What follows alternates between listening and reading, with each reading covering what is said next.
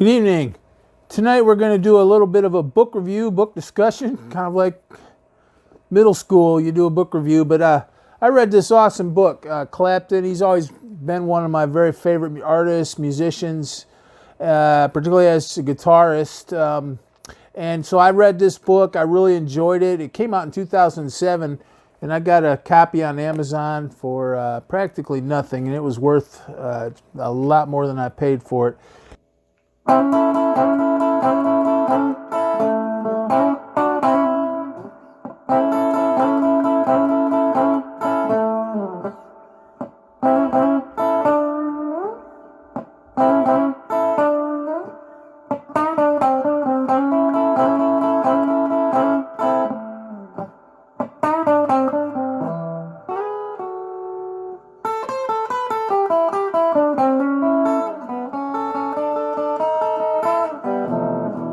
And I'm going to highlight some of this book. It's so good, I don't want to go on too long. It's got a lot of good detail. If you like Eric Clapton and music in general, British invasion music, the 70s, there's just so much good information here. I'm going to kind of tend to focus on the earlier periods, which to me have been the most interesting. Those are the parts of the book I enjoyed the most, maybe up to the 80s or so. But excellent book, and I'm going to just give some comments and feedback and kind of mention some of the takeaways that I got out of the book. Hope you enjoy it.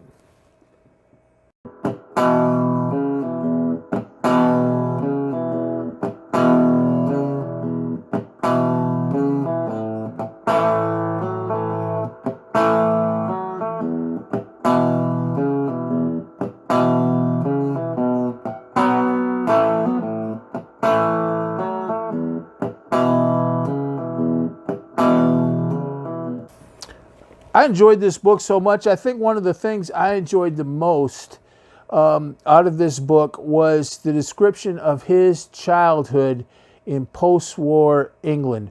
How interesting. And you know, I've read several autobiographies now, and I should review those too. One was Paul McCartney. The other was Keith Richards. And also Jimmy Page. I don't think it's strictly an autobiography, but it's kind of a compilation of photos that include a lot of photos from when he was young, so I'll kind of even lump that into the category. It's so interesting to see these iconic people that were so important to our generation in their younger years, and what it was like in England after the war. In some ways, there's a kind of nostalgia factor, and it also sounds like, you know, England had been through a rough time and they were recovering from the war.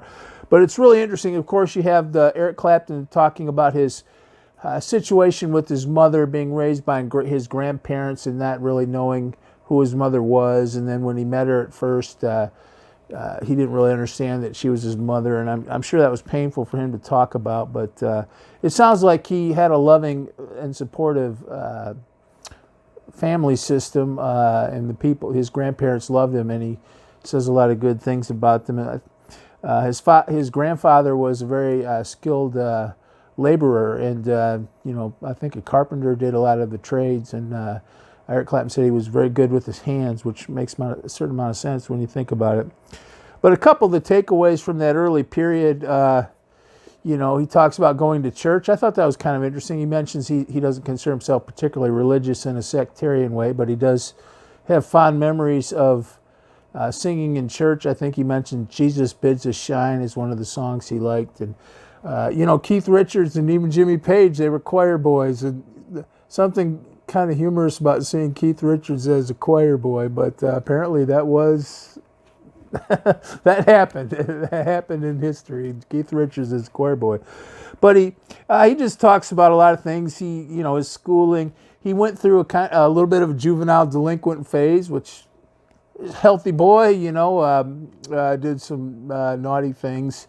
Learned about alcohol and girls. He goes through some of that. And discovering the blues, you know, like Brownie McGee. By the way, you don't see nicknames like that anymore, do you? Brownie McGee, Muddy Waters. These are people he encountered their music fairly early. You know, there were actually, I've heard this from other people too, there were some television shows and radio shows in England at that time that would highlight some pretty interesting music. You know, I've heard Jimmy Page talk about that too. and how good that was. And there wasn't much else on TV, so they had actually some pretty quality music, I think.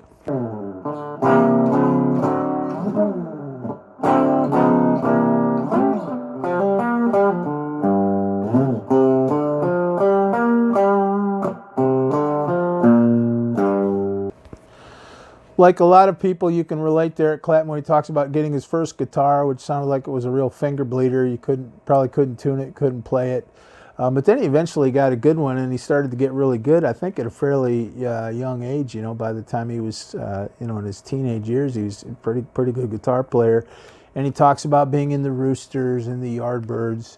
And one of the takeaways I got out of that was he wasn't hard to work with or anything, but it sounds like he was always restless. Always, he was kind of a purist for playing good blues. He really wanted to be in a good blues band and play good blues music. And he was in several different groups early on, playing a lot of clubs and everything. And he was always kind of had his eye on that prize of being a serious artist. And I think now that we can look back on that, it seems like he achieved his goal. But he kind of talks about that, and even the Yardbirds, as awesome as that band was and as important as that band was in history, he kind of was frustrated with that. He wasn't in them all that long. One of the songs I remember liking that the Yardbirds did with Eric Clapton is "I Ain't Got You."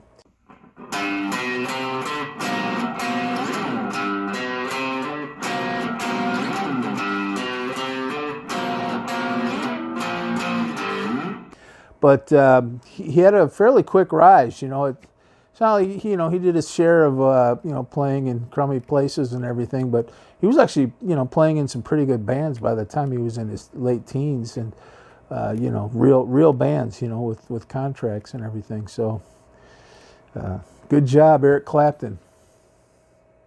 Interesting. After he left the Yardbirds, he played with John Mayall, and that produced one album, and he talks about that in here, and you realize he wasn't in that band very long. They did one album, and even in their initial performances and things supporting the album, he was gone a lot. He took a tour of Greece with doing some things, playing it with somebody else. And he had a replacement, which I think was Peter Green a lot of the time. So almost as soon as he was in the band, he left it. But boy, did he ever leave some good guitar playing in there. But he just kind of passed through and dropped down that awesome guitar part role on Blues Breakers' John Mayall album. But one of the things that kind of seemed poignant to me was when he liked John Mayall. You could tell he liked him.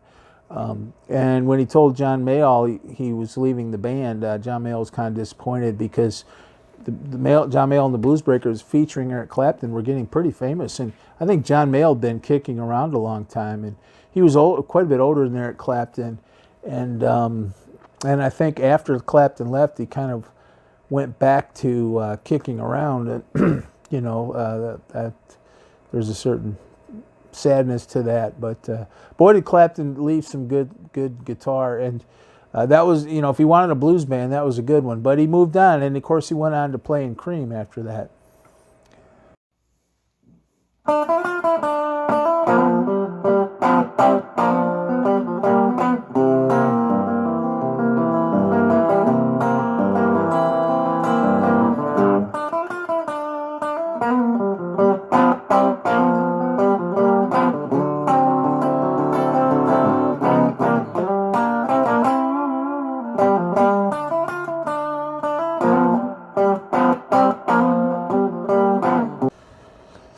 After John Mayall and the Blues Breakers, of course, Eric Clapton ended up in this supergroup Cream, which ended up being one of the most important bands in the history of rock music.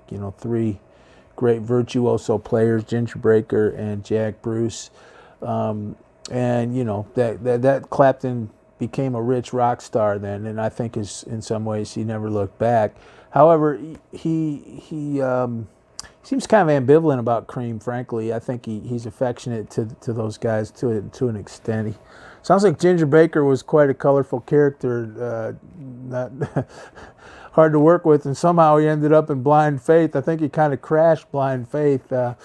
Maybe that's part of the reason they only did one album, but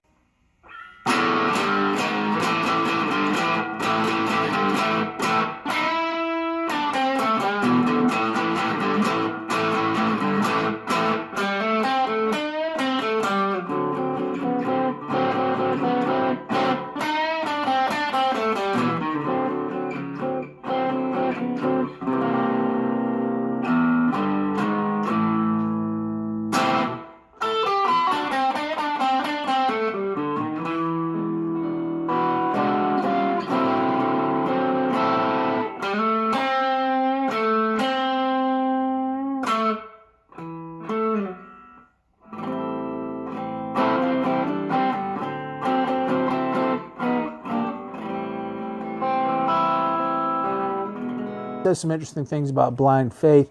With Blind Faith, they did some neat songs. He played a Telecaster for a while in Blind Faith. That was kind of cool. But one of the takeaways I got is in Blind Faith, he still didn't want to sing, so he wrote that song "Presence of the Lord," which is a beautiful song. A spiritual song, whatever he meant by it.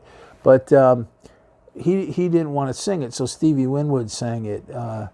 I thought that was kind of passing detail in the book, but I think it was kind of a telling one, that he was still finding his voice, literally and figuratively. Of course, as a solo artist, he had to sing all the time.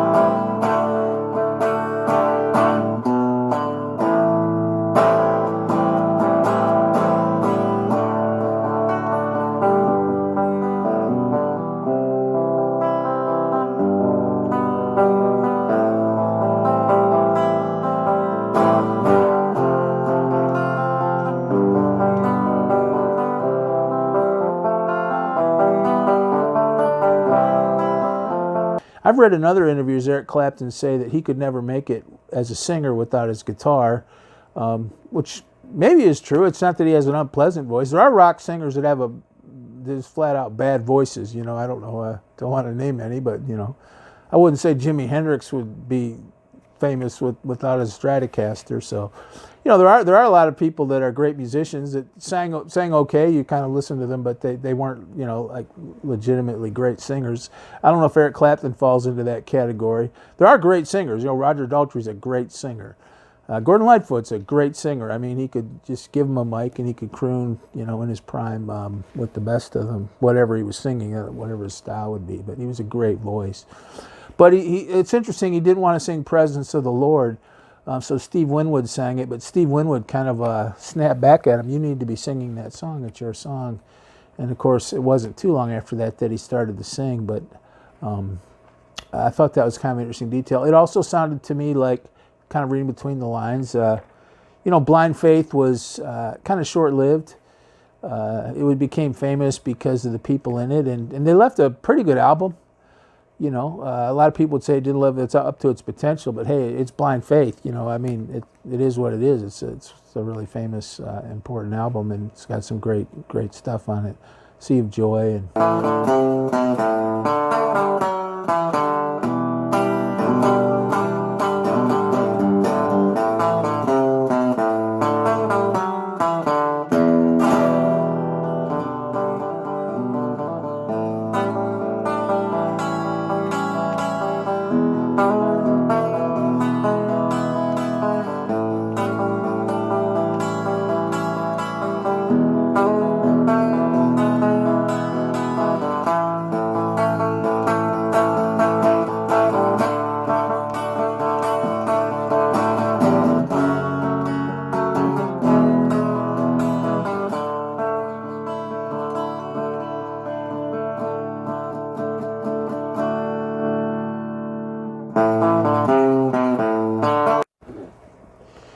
After Blind Faith kind of crashed and burned, Clapton starts in this book talking about, to me, what is the most interesting part of his career, and the part of his career I enjoy the most musically, which was his solo career that sort of began with his first solo album. I'm going to include Derek and the Dominoes in that, even though it's not really a solo album.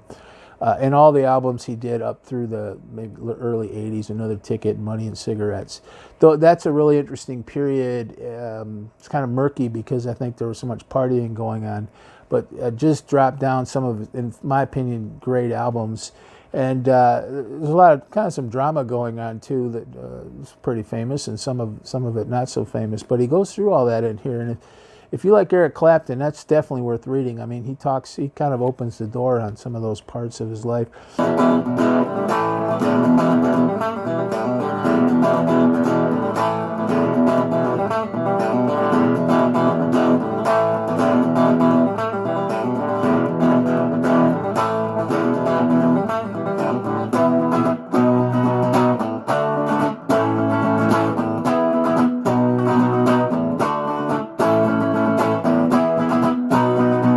But one of the other details that I got out of this book was just how important Delaney Bramlett was. You know, he ended up playing with Delaney and Bonnie Bramlett for a while. And Delaney Bramlett, I wouldn't say he's all that famous. You know, I think people who like him know who he is, and he's maybe most famous because Eric Clapton played with him for that short period. But he was apparently quite an interesting guy and a great musician. I've seen Bobby Whitlock talk about how good Delaney Bramlett was too, and how inspirational he was. But one of the, you know, he was playing guitar with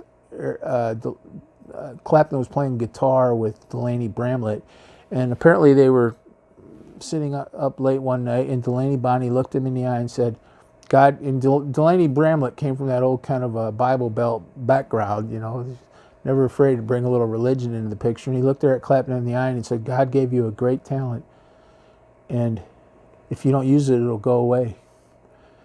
And, you know, I've heard people say that. That's, I think, the parable of the talents that Christ taught us, isn't it? And what a great moment in Clapton's life, you know. And it sounded like in here, he was remembering that all these years later as a really kind of marker moment where Delaney Bramlett looked him in the eye and said, "You've got an awesome talent and you need to use it." And that kind of was the impetus for the first Eric Clapton solo album, which of course ended up having Let It Rain, you know, Blues Power, Never Been So Lonesome, and A Long Way From Home.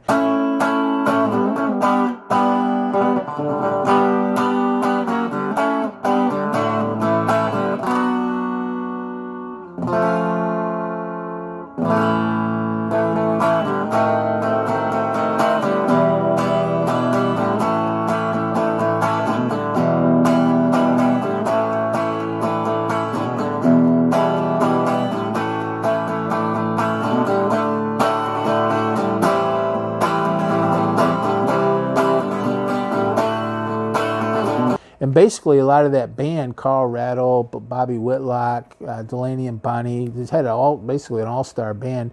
Quite a few of those guys, by the way, came out of Leon Russell's band, and some of them came out of that Tulsa scene too. So there was kind of the Tulsa crew.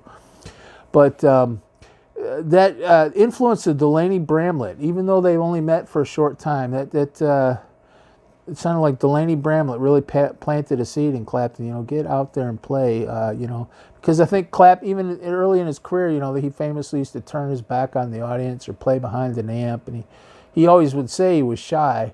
You know, even when they were writing Clapton as God. And I think the Delaney Bramlett period, and even in Derek and the Dominoes, where he didn't want to use his name, he was kind of in a way doing that. You know, he didn't want to be out there with all that attention. And Delaney looked at him and said, "You know, you've got an awesome talent, and if you don't use it, it will go away." And what a marker moment, huh? What an important moment in the life of anybody, let alone someone with the God-given talent of Eric Clapton. And sounded like it made a real impression. And Eric Clapton, it's not like Delaney Bramlett could be sort of a piece of work sometimes, but it sounded like he made quite an impression on Eric Clapton. And I've heard Bobby Whitlock say that too. He was one of those guys that could really, I don't want to say change your life, but he was a pretty compelling figure. He had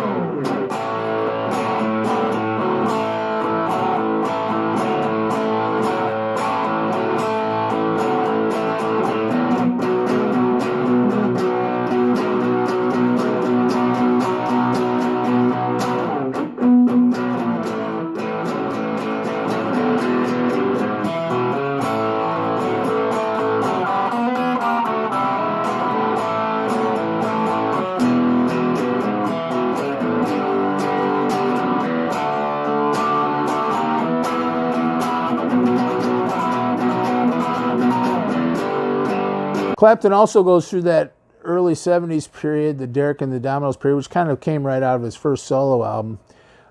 Really a lot of the same guys, I think, Bobby Whitlock, Carl Rattle. But then Derek and the Dominoes formed, and they kind of downplayed the Eric Clapton role, even though obviously he was a huge figure in the band. I do think it was kind of cool that they were supposed to be a band. It wasn't Eric Clapton and his band, which was what he ended up playing with all the rest of his life, really, after that. But it was very interesting to hear him talk about, Duane Allman coming into the sessions. I don't know. You hear different things. I've heard, Bobby Whitlock say the drugs weren't really in the studio. I don't know if Clapton implies that, but one thing that in that period, I think more after Derek and the Dominoes actually, but in that period, drugs were becoming more and more a part of his life. It sounds like he talks early in the book about getting drunk when he was 15 or 16, and that to have courage with girls and things like that. And he sounded like he liked to drink pretty well, which he wouldn't be the first man, and he probably won't be the last that enjoyed a little nip once in a while, but it sounds like harder drugs, were coming in, including heroin, of course. And he talks about that. He's quite candid about it. He never shot it up, but he snorted it. And he still had a lot of that under control during Derek and the Dominoes. I don't even know how much he was actually doing of that during Derek and the Dominoes. Probably a lot of coke. But he was definitely, that was in the scene, and it wasn't too long after the album was released that it seemed like that started to become more and more of a takeover of his life, which is pretty sad. But he talks about that album.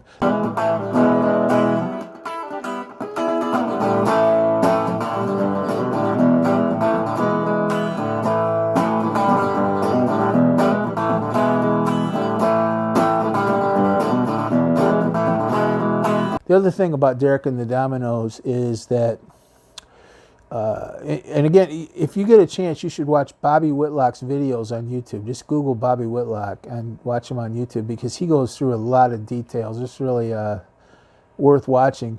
But one of the things he said, too, is that the band was never marketed that well. They had this album, which today is considered probably one of the all-time great guitar albums, one of the all-time great rock albums, really, usually listed as one, whenever people dare to make a list. And it wasn't marketed. I mean, Layla was not famous. I'm old enough to remember when Layla, people didn't know Layla. I remember listening to some albums at my friend's house. This would probably be around 75, and he put on that album, and it was History of Eric Clapton, and Layla was on there. And I think I'd heard it, but I was like, what is that? That's beautiful, that piano outro, and what is that? And it was Layla, and it was after a little while after that the song became famous. It's kind of like Dream On. There are other songs like that became Desperado by the Eagles. Today everybody knows them. Layla's kind of like that. And Clapton and Bobby Whitlock would say that the marketing wasn't all that. It was either mishandled or maybe they didn't bother with it enough. But anyway, a lot of people, they'd show up to play and people wouldn't even know who they were. And here they had Eric Clapton in the band, and people from Leon Russell, and they had really good, pretty hard heavy hitter lineup out there on the stage. People wouldn't even know who they were, and some of that was marketing. And so over time, the album that he did became the classic album that it is. But at first, it was not. It wasn't all that well received. It's that it wasn't paid that much attention to. I mean, they did a tour. No doubt that they enjoyed it, and people bought the album. But it was later that album became what it was.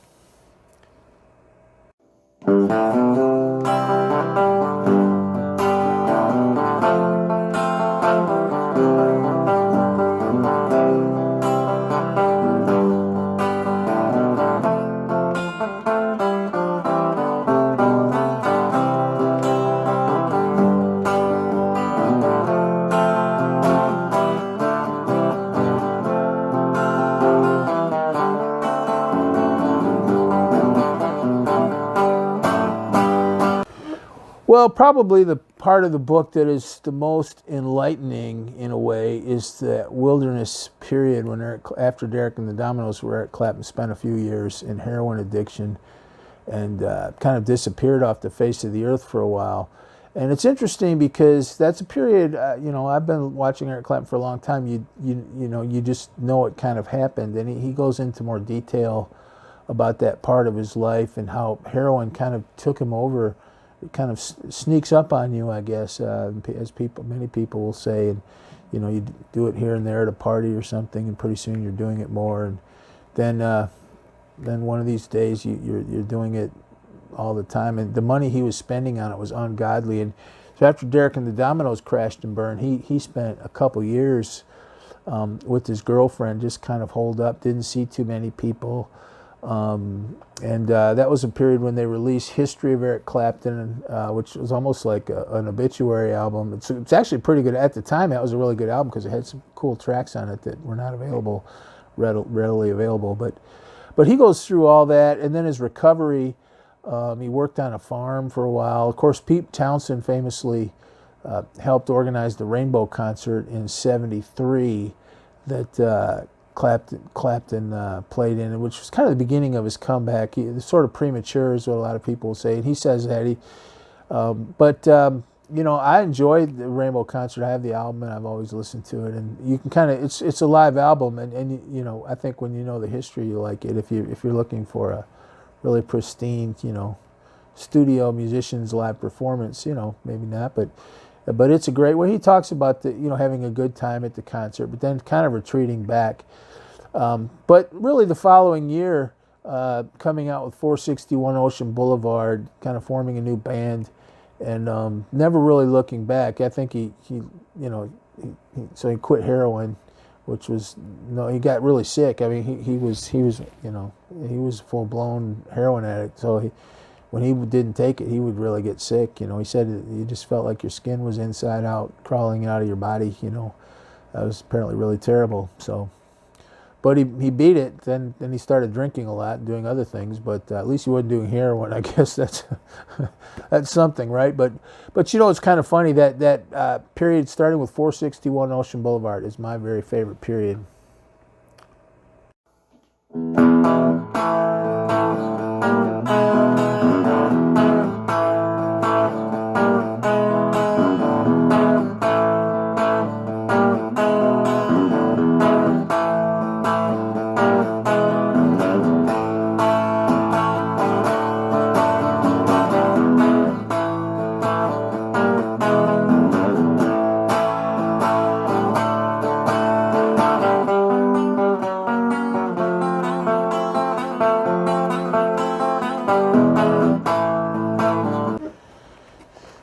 I also really enjoyed reading about the Clapton of the 70s. I was a kid in the 70s and very much an Eric Clapton fan, so some of the earlier stuff was interesting to me, but it was a little before my time. And then the 80s Clapton I love. I mean, in some ways, it's some of his best music.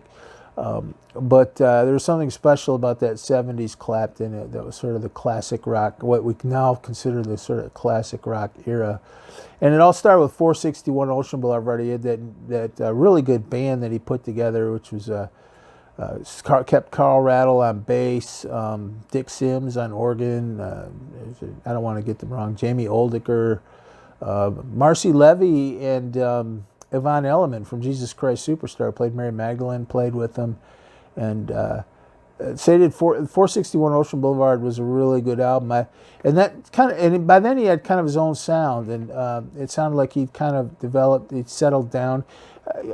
George Terry, who's down in Miami, he kind of ended up playing with Eric Clapton and worked with him on many albums up through the late 70s. I think he was still on Backless, I think, and I'll have to check. But he was on 461 Ocean Boulevard, No Reason to Cry. There's One in Every Crowd. He was on Slow Hand, and a really good kind of studio musician that was really good to work with, and always played the parts he was supposed to play, and was easy to work with. So you do that, and then, so I would say that was, to me, that's the best band Clapton ever had for his solo material. They supported him just right, and he did a string of really good albums.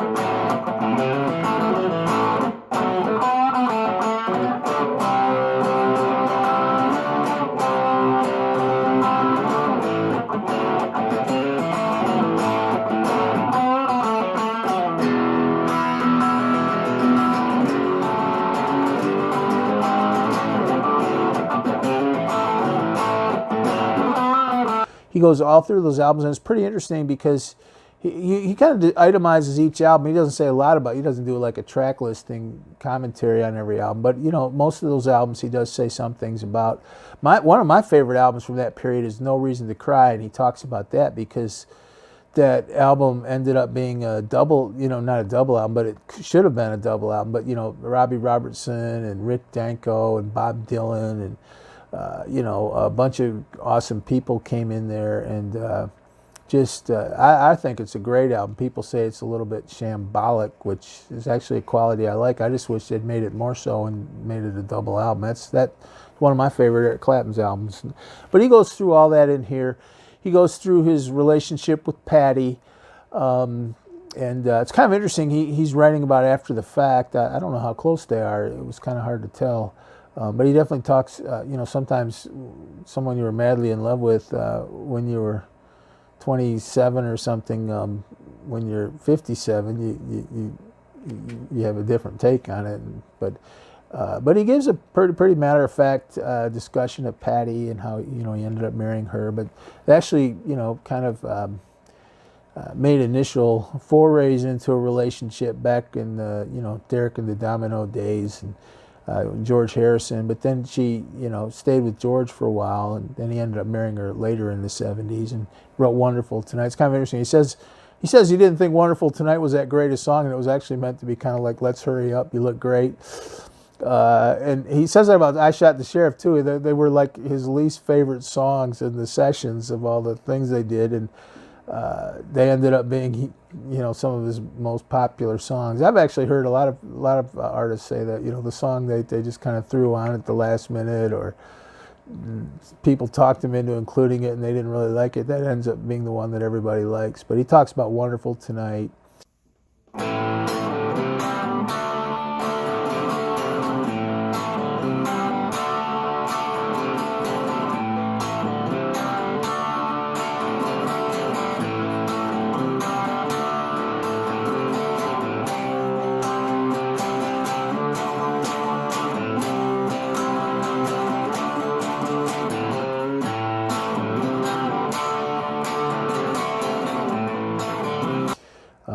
But anyway, I'll let you finish the book. He goes through, you know, the death of his son. He says how sad that was. It's got great photos in it. A lot of rare photos, actually. Photos I haven't seen. And, you know, I've been following Eric Clapton for a while. There's Patty and Ronnie Wood. She's a beautiful woman.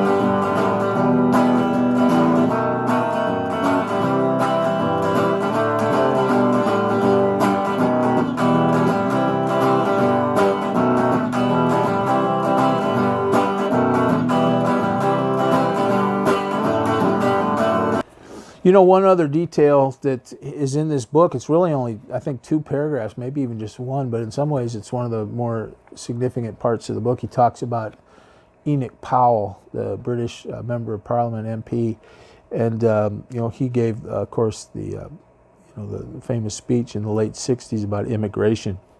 And Eric Clapton was drunk on stage in Birmingham, England, and gave a rather drunken, slurred speech defending Enoch Powell. And that's why they started Rock Against Racism. And he doesn't say a lot about it. One thing I did notice is that he doesn't really kind of grovel or apologize. He said he, for different reasons, he had some misgivings about immigration policies that England had. He'd been in the British Caribbean, and he saw ads on TV to move your family to England from some of the British Commonwealth islands in the Caribbean, and then when they would get to the airport, people would harass them, and he would see all these families at the airport trying to come to England. And I guess the Saudi minister, one of the members of the Saudi royal family, kind of leered at his wife Patty, and he didn't like it. And one thing I did notice, he didn't really, come out and say, oh, that was really horrible of me. He kind of said some things about,